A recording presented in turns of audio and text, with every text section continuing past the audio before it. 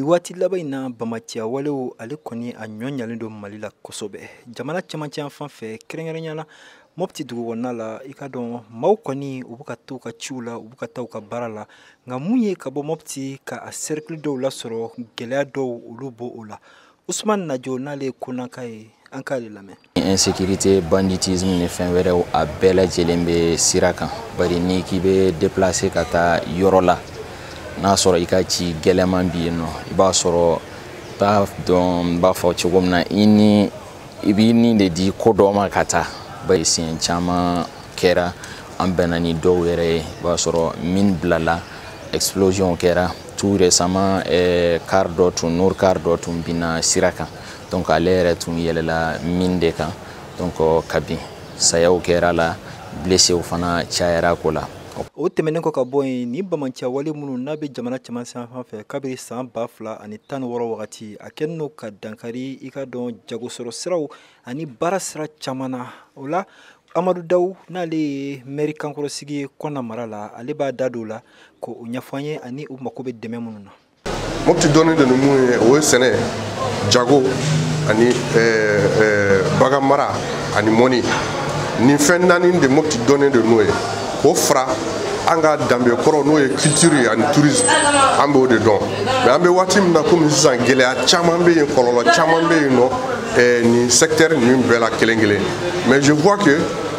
an ni partenaire wɛrɛw bɛ baara la ɲɔgɔn fɛ pour que ka se ka an ka denmisɛnninw ka se ka fara ɲɔgɔn kan o yɛrɛ de y'an sekun ye yan bi Mopti pour que ka Mopti région jeunes a bɛ fɔ mun ma ko sifinnakaw u bɛɛ fara ɲɔgɔn kan hakilina kelen na pour que région in bɛ se ka développer cogo min na. Yasama Thérèse Dolo ale nalen no ci la Mopti dugu kɔnɔ ale bɔra Bajangara ale y'a yira k'a fɔ bi ni gɛlɛya ba bɛ Bajangara dugudenw kan bi kɛrɛnkɛrɛnyala musolakaw olu ta ka gɛlɛn kosɛbɛ sabula u ka kumaw u donnen tɛ ba la hali n'u cɛsirilen don mun ye bɛn ni kelenya ye u ka se ka na cogo min na maaw ni ɲɔgɔn cɛ. Gɛlɛyaba de b'an kan parce que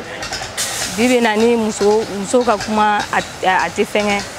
a tɛ jate an muso de sɛgɛnnen don anw cɛ de fagara anw denw de fagara an de ɲaninen don anw de sɛgɛnnen don communauté kɔrɔ sa an kɔni bɛ ka événement organiser an bɛ ka jeunes former bɛn sira kan ka jeunes former fana u ka taa kunnafoni ɲɛfɔ village tɔw la.